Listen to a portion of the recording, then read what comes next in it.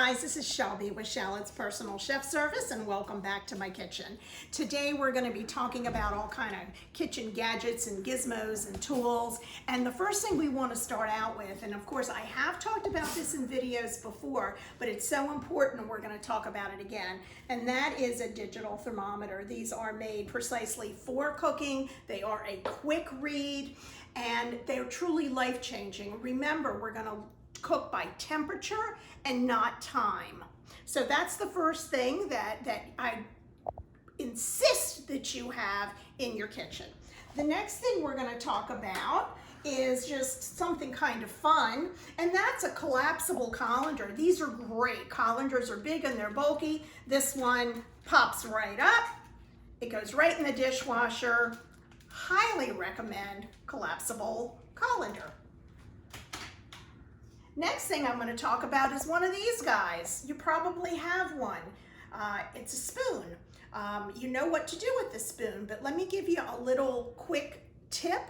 If you're chopping garlic or onions and you get that odor in your hands, if you're like me, your hands are kind of dry, lemon juice doesn't get it out, soap and water doesn't get it out, take a clean tablespoon, press up against it where you have cut the surface of the garlic, and then go over, run your hands under cold water, and it transfers onto the spoon.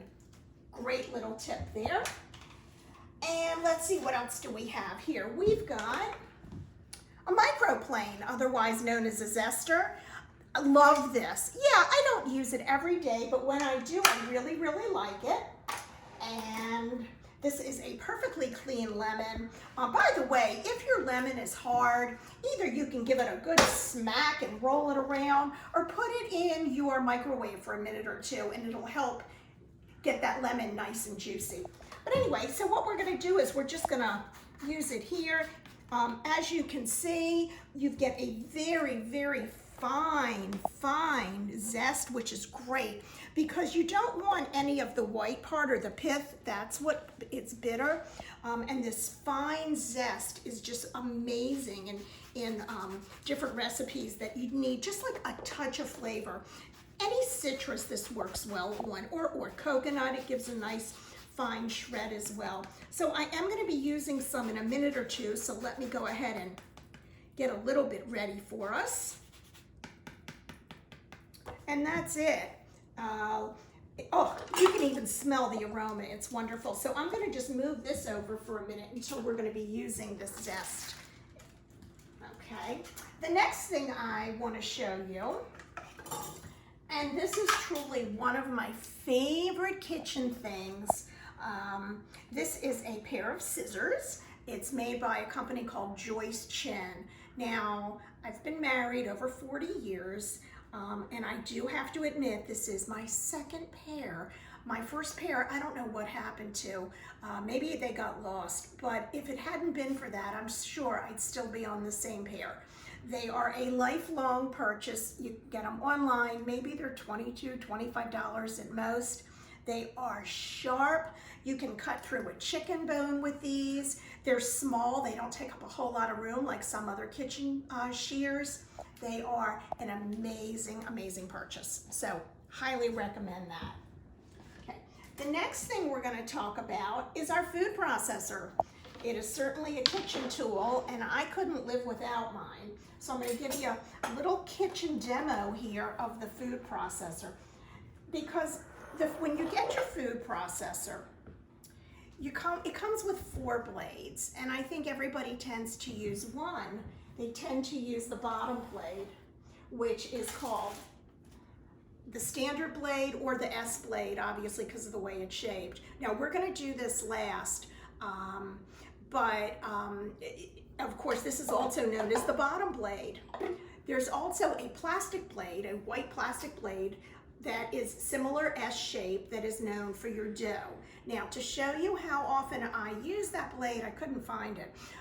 I do make dough in my food processor. I make rugelach dough. I make my pie crust in here, but I go ahead and use this. So that is going to be for another demo when I teach you how to do pie crust. So let's just hold off on this for a second. So the first blade we're going to use is one of the top blades. And let me just show you. This is the slicing blade, and it does fit right on the top.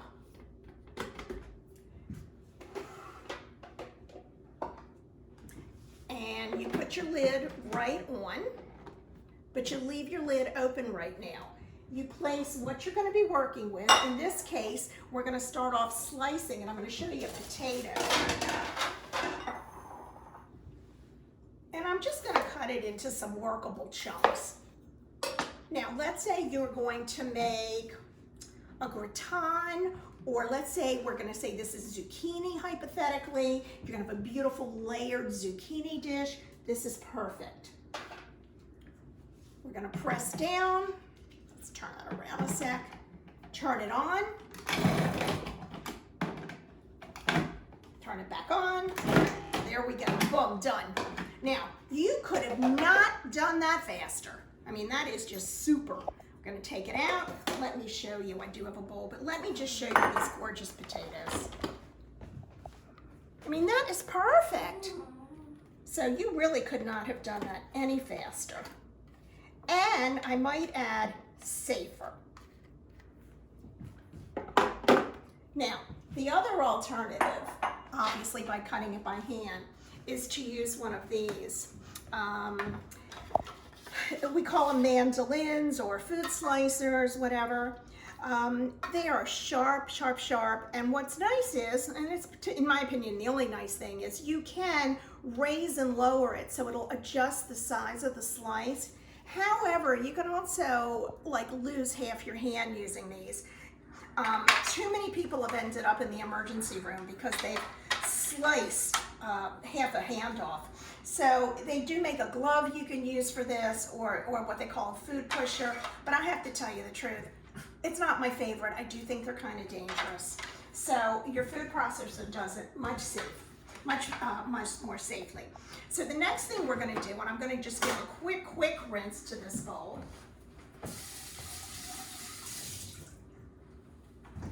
The next thing we're going to do, we're going to put our blade right back on top.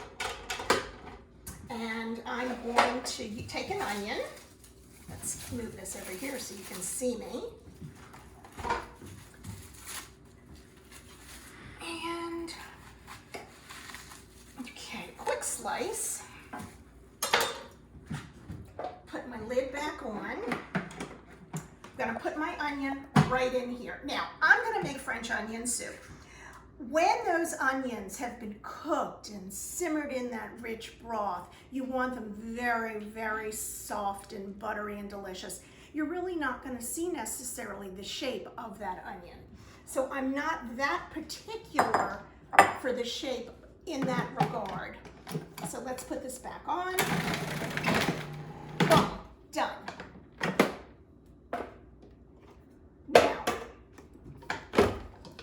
Let's look at those. They're still gorgeous. Gorgeous, gorgeous sliced onions. Could that have been faster, right? Let's move it out of the way. And the last thing I'm going to show you, actually, no, it's not the last thing. I'm forgetting myself. We're going to take off this blade. It clips right on the back. Almost forgot this blade. This is the shredding blade, and we're going to do some carrots. This is also great if you're going to make potato latkes or any kind of a shredded cabbage salad. I'm going to leave that onion in there. It's not going to bother me at all because it's strictly for demo. Let's put this back. Now remember, the shredded blade has the much tinier little blades on there. Let's just pile in some carrot pieces. By the way, too, let me just talk carrots for a minute. I've been buying the full-size organic carrots lately. They're to die for. I'm over the bagged mini carrots. They're wet, they're soggy, and these just taste so much better. Put this in.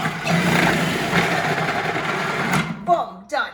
Now, you always get a few jerky pieces that want to stay on the top. You can go ahead and re-shred them. I'm not going to do it now, because I don't want to take the time. But hang on a minute, let's just look at these. Fabulous carrot shreds. Is that the greatest? So imagine if that were potato or zucchini. You could do a carrot cake, a zucchini bread. really, really excellent here. I feel like the guy on the info commercial with the dice it and the slice it. But you really, really need to know how to use these blades. They are really great time savers. Plus, look how consistent these pieces look. Okay, now, let's get to the bottom blade, because that bottom blade is important. So your bottom blade is usually used for one or two things. It is a chopping blade.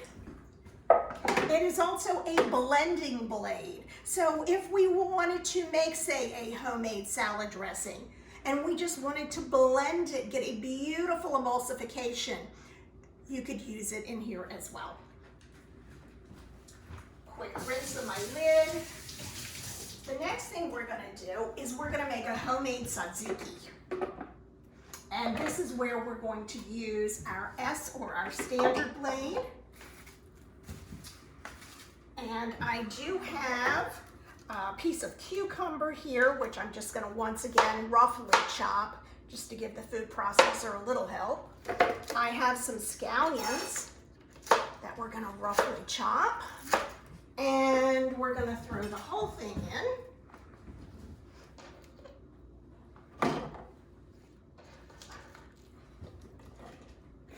Put my lid back on, and this is where we're going to go into what we call like standard mode.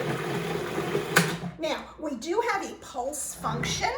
One, of course, is going to give a constant blend. For something like this, I'm going to use the pulse function. The pulse is more of a chopping blade. Plus, you have a lot of control when you use this. You can watch it and see what you're doing. Okay, I do want a little chunkiness to my tzatziki. So in here, we're going to put sour cream. We're going to put that lemon peel that we used a minute ago and some lemon juice. So let's just put in some sour cream.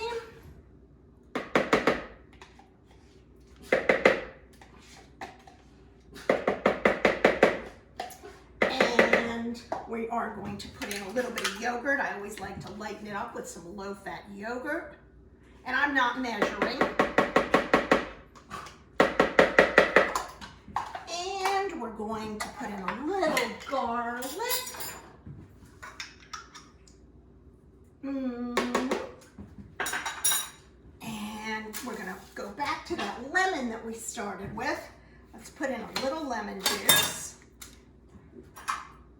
Fun way to get your lemon juice is to take one of your spoons and go like, let's just move the seed, got the seed out, and just stir. Gives you a little more control as far as your seeds. Okay, and we've got that nice peel that we worked on. Let's put this in as well. That gives it some great flavor. I'm gonna move all of this out of the way. I'm making a mess today. Now we are going to need to add some salt and pepper to this, which we will do.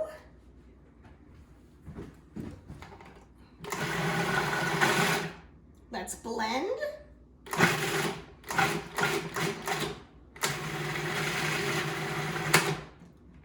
Voila.